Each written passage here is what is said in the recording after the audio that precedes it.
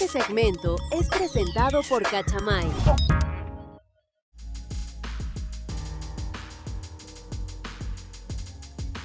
Bienvenidos donde quiera que estén. Soy Marcelo Birmacher. Esto es 15 minutos.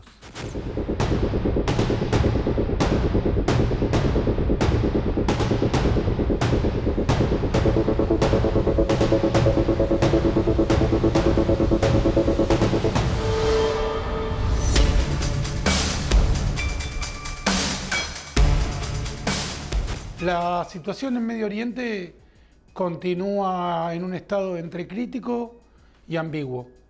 La República Islamo-Nazi de Irán no se ha rendido luego del ataque conjunto norteamericano-israelí que tenía como objetivo mitigar la amenaza nuclear que representa Irán para el mundo libre, derrocar al régimen iraní y reemplazarlo por una transición democrática. De estos tres objetivos no podemos decir que se haya logrado ninguno concluyentemente. Sin embargo, tampoco podemos adherir a la lectura pesimista de que la situación es peor ahora que antes del ataque.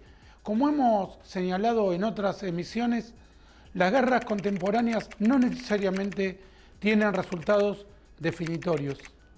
La entente aliada Norteamérica-Israel logró aniquilar a buena parte de la dirigencia islamo-nazi iraní, entre ellos al máximo líder, Ali Khamenei, a científicos nucleares, a generales, a reconocidos terroristas iraníes. Destruyó efectivamente varios de los sitios más relevantes del arsenal armamentístico iraní, y si bien no logró derrocar al régimen ni iniciar una transición hacia la democracia, sí podemos decir que el régimen es mucho menos amenazante en la actualidad que antes del ataque.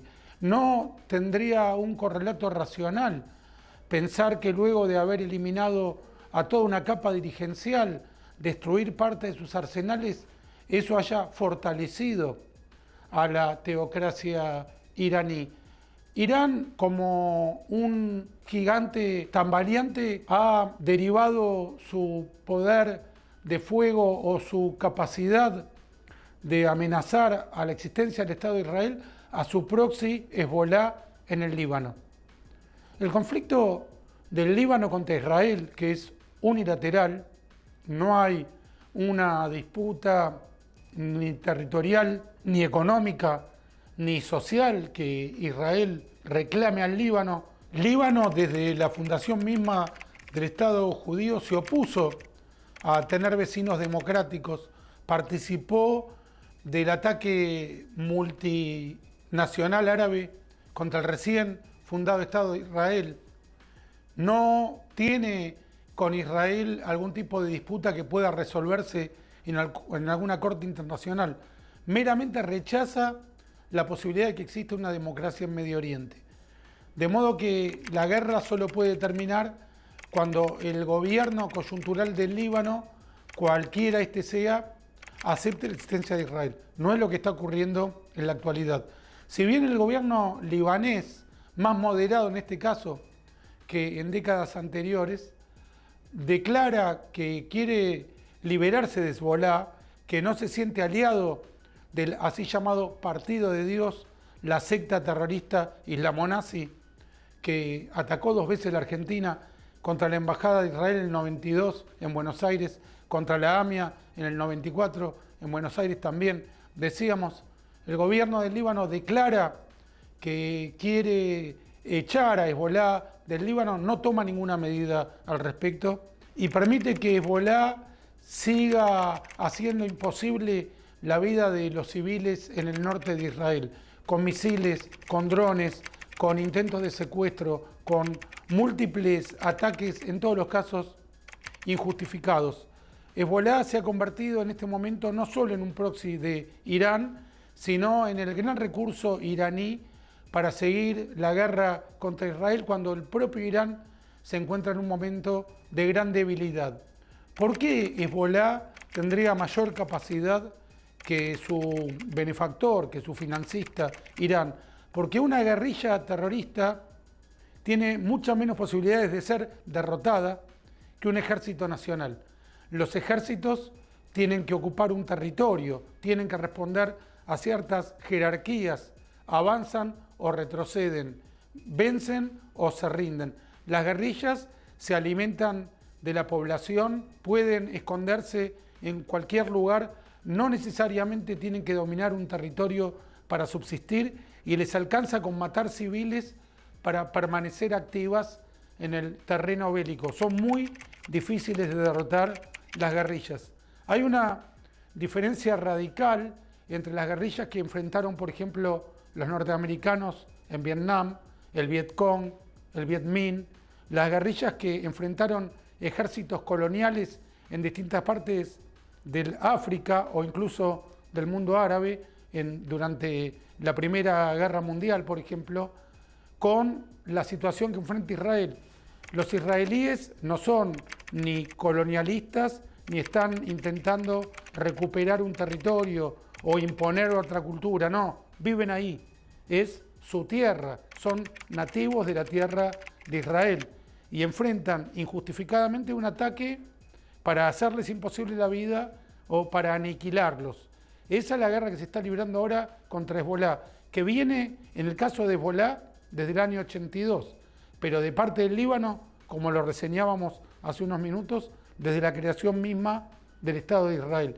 Cuando se dice que Netanyahu no fue capaz de derrotar a Hezbolá, pese a la evidente superioridad armamentística israelí, pese a operativos exitosísimos, la operación de los Vipers explosivos contra Hezbolá en septiembre de 2024, una estrategia precisa y victoriosa, hay que recapitular que no ha existido ningún primer ministro de Israel que haya logrado poner fin a la amenaza que representan las organizaciones terroristas en el Líbano. Fue una amenaza la organización OLP del islamonazi Arafat y sigue siendo una amenaza el Partido de Dios del ya fallecido Nasrallah y de sus sucesores. En este contexto, los aliados Norteamérica e Israel enfrentan diferencias entre sí sobre cómo terminar con la amenaza en el norte de Israel, es decir, con las guerrillas asentadas en Líbano. Muy recientemente la prensa señaló que Trump llamó a Netanyahu un loco, que lo acusó de atacar desproporcionadamente, que le dijo que todos lo odian y que el propio Trump lo salvó de ser detenido, de caer preso en Israel por las acusaciones de corrupción que hay contra el primer ministro Netanyahu. Es habitual que Trump se dirija en términos destemplados contra sus aliados. Pasó con Zelensky, ni bien había Trump iniciado su segunda administración, pasó con sus aliados europeos en la anterior administración, cuando Trump les reclamaba que no ponían suficientes fondos para financiar la OTAN, y pasa también con Netanyahu. Que Trump actúe de manera disruptiva, que tenga declaraciones intempestivas, no representa que esté distanciado o que haya entrado en crisis con un aliado. Es su forma de comunicar y de los epítetos, de las acusaciones, entre comillas, que lanzó contra Netanyahu, podemos decir que las tres son falsas. Cuando Trump le exigió al presidente de Israel, Herzog, que indultara a Netanyahu por las acusaciones de corrupción contra el primer ministro, el presidente de Israel se negó. Dijo que él no iba a aceptar el mandato de un presidente norteamericano en un conflicto interno israelí. Si Netanyahu no fue preso en Israel es porque las acusaciones no llegaron a buen puerto, no pudo ser declarado culpable. En Israel han ido presos ex primeros ministros, presidentes israelíes, de modo que si la justicia encontrara a Netanyahu culpable de alguna de las acusaciones, ya estuviera preso. No es el caso. Tampoco el epíteto o la expresión de que todos odian a Israel y que Trump lo está salvando está relacionada con las incursiones de Israel contra el Líbano o, por ejemplo, la toma del castillo de Beaufort, un castillo que ya se había tomado en los 80 puede ser un justificativo para que Israel sea rechazado por Europa e Inglaterra. Muy lamentablemente tenemos que aceptar que efectivamente Europa le teme a los islamonazis. Inglaterra ha tenido posiciones conciliatorias, colaboracionistas, chamberlianas de Chamberlain, el apaciguacionista con los islamonazis, pero bastante antes de que Netanyahu llevar adelante estas incursiones en el Líbano. Ya Europa se había retirado, Europa se está rindiendo sin relación con que Netanyahu se esté defendiendo contra Hezbollah, atacando Líbano, como ocurrió estas últimas semanas, en cuyo contexto se produjeron las declaraciones de Trump. Trump tiene ese modo de expresarse, no termina de definir una estrategia, por momentos pareciera que está dispuesto a terminar con la teocracia iraní, a terminar con Hezbollah, por momentos prefiere el alto el fuego. Es mercurial Trump, en muchas de sus expresiones no termina de dejar claro cuál es el camino a seguir, pero en sus acciones ha sido mucho más proactivo y determinado que la mayoría de las administraciones anteriores en el siglo XXI y a los fines del siglo XX. Las disputas entre aliados amigables que permiten que la sangre llegue al río han sucedido desde la creación misma de Israel en relación con Estados Unidos. En la guerra de independencia de Israel en el año 47-48, Estados Unidos se impuso un veto a la venta de armas a Israel. Estados Unidos dudó mucho antes de emitir la declaración de independencia de Israel.